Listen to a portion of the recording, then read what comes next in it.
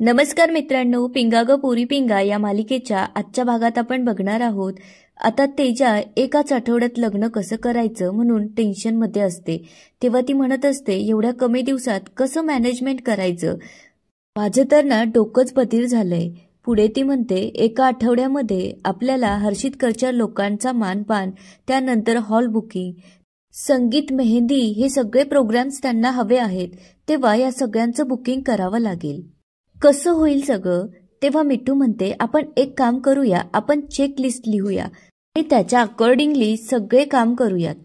तेव्हा वल्लरी म्हणते की गुड आयडिया. त्यामुळे आता प्रेरणा अभिषेकला बोलवते आणि त्याला म्हणते की आम्हाला एक नोटबुक आणि पेन दे. आता प्रेरणा तेजाला म्हणते की तुला जे जे आठवेल ते सांग, मी बसल्या बसल्या नोट करते आणि आम्हाला काही आठवलं तर तेही आम्ही तुला सांगू. तेव्हा वल्लरी म्हणते की अशाने काय होईल की कामं डिवाइड होतील आणि सायमल्टेनियसली होतील, त्यामुळे आपला वेळ पण वाचेल. तेव्हा मिठू म्हणते की जी कामं झाले ती आपण टिक करूया. तेव्हा वल्लरी म्हणते, मला असं वाटतं की प्रेरणाताईंना जास्त धावपळ नको, त्यामुळे त्यांना आपण यात जास्त इन्व्हॉल्व नको करूयात. तेव्हा तेजा प्रेरणाला म्हणते की प्रेरणा ऐक ना, तू माझ्या दागिन्यांचं बघ, तुझ्या जोडीला आम्ही मिठूला ठेवतो. त्यावर प्रेरणा म्हणते की चालेल. आता तेजा वल्लरीला म्हणते की वल्लरी ऐक ना, मला साड्यांमधलं काही फारसं कळत नाही, त्यामुळे तू माझ्यासोबत येशील ना.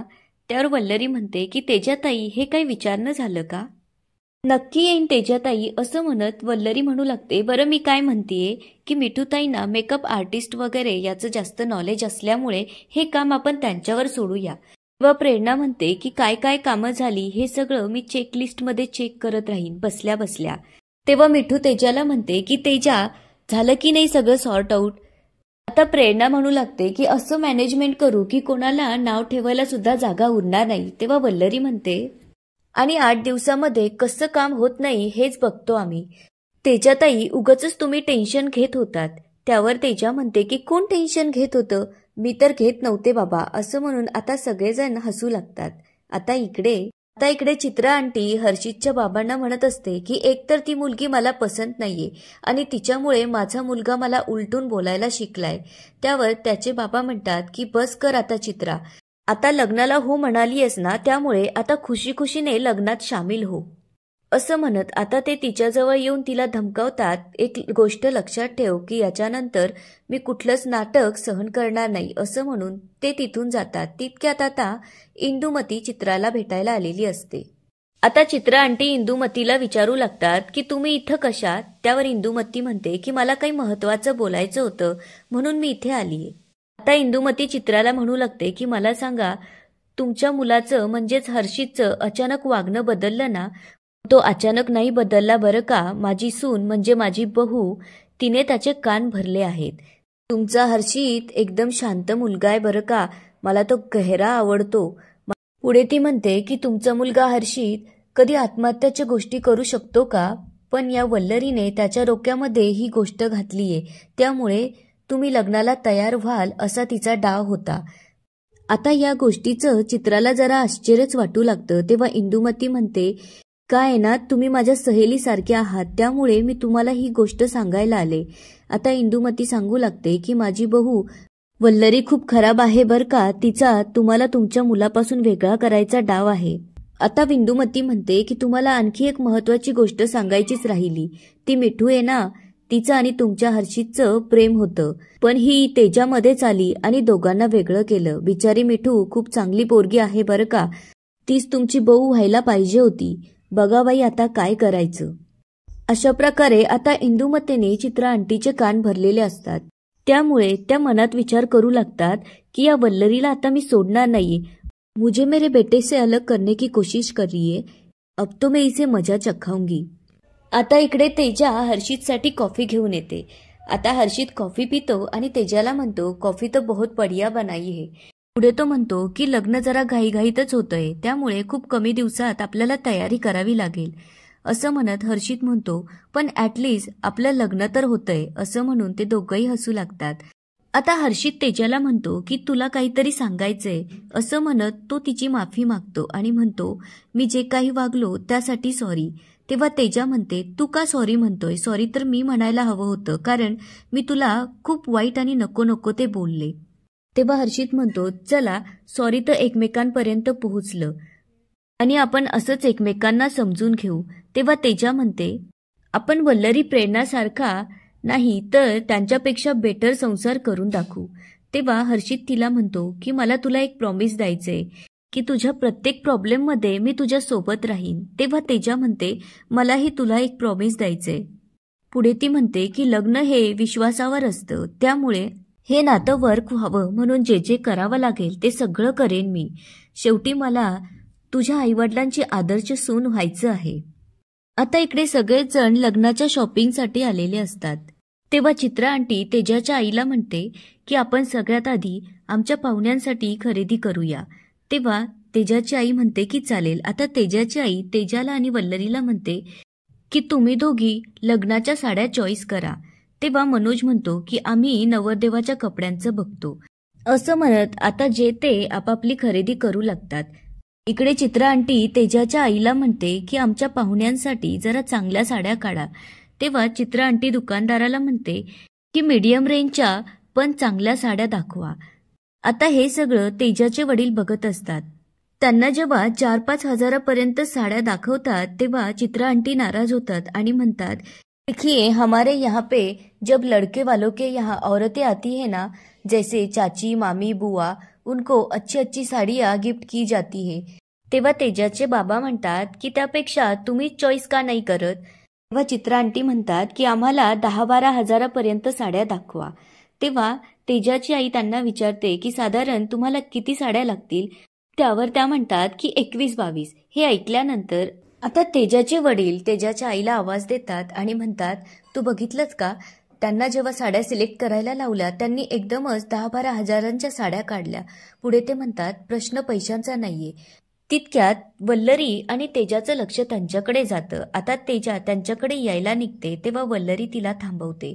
आता तेजाचे वडील तिच्या आईला म्हणत असतात, मुळात या गोष्टी कशासाठी असतात की 2 कुटुंब एकत्र यावेत. पण तुला असं वाटत नाहीये का ते जरा जास्तच व्यावहारिक होत आहेत. त्यावर गायत्री म्हणू लागते की श्रीनिवास तुम्हाला काय म्हणायचंय हे अगदीच मला कळतंय, पण आपल्या एकुलत्या एक मुलीचं लग्न आहे, त्यामुळे आपलं जे काही आहे ते सगळं तिचंच आहे ना. आपण असं समजू की आपण तिला नंतर देण्याऐवजी तिच्या लग्नातच सगळा खर्च करतोय. आता इकडे वल्लरी तेजाला समजावते आणि म्हणते की अशा छोट्या मोठ्या गोष्टी लग्नाच्या वेळी होत असतात, आपण जास्त लक्ष द्यायचं नसतं. चल आपण तुझ्यासाठी साडी चॉईस करूया. इकडे हर्षितसाठी शेरवानी चॉईस झालेली असते.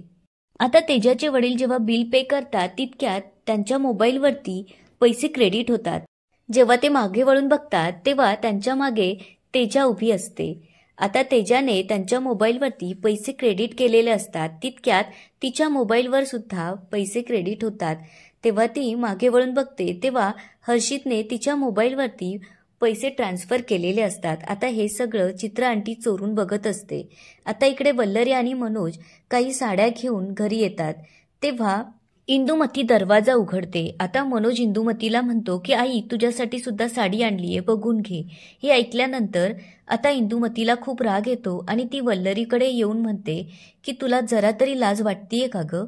तुझ्या सगळ्याच मैत्रिणींचे एकामागून एक लग्न होत आहे आणि तुझी अजूनही कुस वांज आहे, याची सुद्धा तुला लाज वाटत नाही, तर खुशाल तुझ्या मैत्रिणीच्या लग्नामध्ये साड्या घेत मिरवतीयेस. त्यामुळे आता वल्लरीला खूप वाईट वाटू लागतं.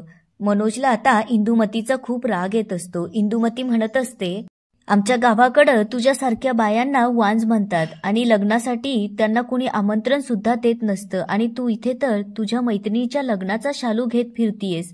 तुला कळतं का तुझा हात त्या शालूला लागल्यामुळे तिला काही अडचणी आल्या तर? हे ऐकल्यानंतर आता मनोज तिच्यावर ओरडतो आणि म्हणतो की आई तू काय बोलतीयेस? तेव्हा इंदुमती म्हणते, काय चुकीचं बोलतीये मी, खरं तेच बोलतीये. आता मात्र मनोज इंदुमतीवर ओरडत म्हणतो की आई तेजाच्या लग्नाचा आणि वल्लरीला बाळ न होण्याचा काय संबंध आहे? तुला ना उगाचच वल्लरीचा मूड खराब करायचा असतो. पुढे तो तिला म्हणतो, एक गोष्ट लक्षात ठेव, मी तुला शेवटचं सांगतोय, वल्लरीला मूल झालं नाही तरी चालेल, आम्ही दत्तक घेऊ, पण तू इथून पुढं वल्लरीला याबद्दल एक शब्द सुद्धा बोलायचा नाही. त्यामुळे आता इंदुमती रागातच आत निघून जाते. तेव्हा मनोज वल्लरी जवळ येतो आणि तिला समजावत म्हणतो की वल्लू, तू तिच्या बोलण्याचा विचार करू नकोस, तुला माहीत आहे ना तिचा स्वभाव कसा आहे. पुढे तो म्हणतो, आपण एक काम करूया, आपण लगेचच डॉक्टरांकडे जाऊया आणि ते ज्या ज्या टेस्ट सांगतील त्या सगळ्या करूया, म्हणजे काय प्रॉब्लेम आहे हे आपल्याला लवकर कळेल आणि त्यानुसार आपण त्यावर ट्रीटमेंट घेऊया. असं म्हणत आता मनोज वल्लरीला डॉक्टरांकडे घेऊन जात असतो.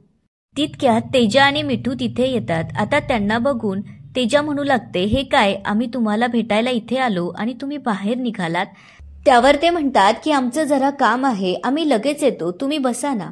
तेव्हा मिठू म्हणते, पण तुम्ही निघालात तरी कुठे. त्यावर वल्लरी म्हणू लागते की मिठूताई, तुम्हाला एवढं पण समजत नाही का, जर कोणी कुठे जात असेल तर त्याला असं विचारायचं नसतं. त्यावर तेजा म्हणते, ए वल्लरी, उगाचच आजीबाई सारख्या गोष्टी करू नकोस हं. तेव्हा मनोज त्यांना सांगतो की तुम्ही आत येऊन बसा, आम्ही लगेचच जाऊन आलो. तेव्हा वल्लरी म्हणते की मिठूताईंनी लग्नाची शॉपिंग बघितली नाहीये ना, मी तिथेच साड्या ठेवल्या आहे, आम्ही येईपर्यंत तुम्ही मिठूताईंना साड्या दाखवा. असं म्हणत आता मनोज आणि वल्लरी तिथून निघतात. आता इकडे बाहेर आल्यानंतर मनोज वल्लरीला विचारू लागतो, पण तू मिठूताई आणि तेजाताईंना आपण डॉक्टरांकडे चाललोय ही गोष्ट का सांगितली नाही. तेव्हा वल्लरी म्हणते की तेजाताईंचं लग्न आहे, त्यामुळे त्या खूप खुश आहेत. अशी गोष्ट सांगून मला तिला नाराज करायचं नव्हतं. ती म्हणते की सध्या तरी मला या गोष्टीबद्दल कुणाला काहीच सांगायचं नाहीये. आणि याच ठिकाणी आजचा एपिसोड संपतो. आता पुढे काय होणार ते बघूया उद्याच्या एपिसोडमध्ये. तोपर्यंत व्हिडिओला लाईक, सबस्क्राईब आणि शेअर करायला विसरू नका. धन्यवाद.